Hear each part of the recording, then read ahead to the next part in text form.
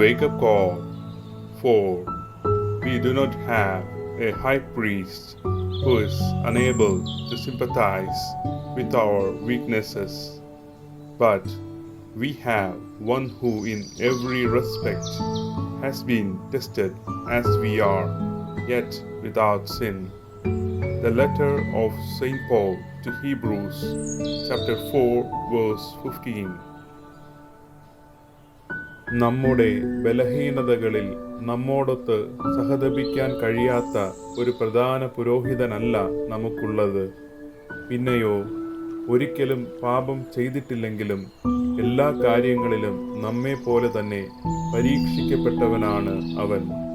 വിശുദ്ധ പൗലോസ് അപ്പോസ്തലൻ എബ്രായർക്കെഴുതിയ ലേഖനം അധ്യായം 4 വാക്യം 15. Good morning.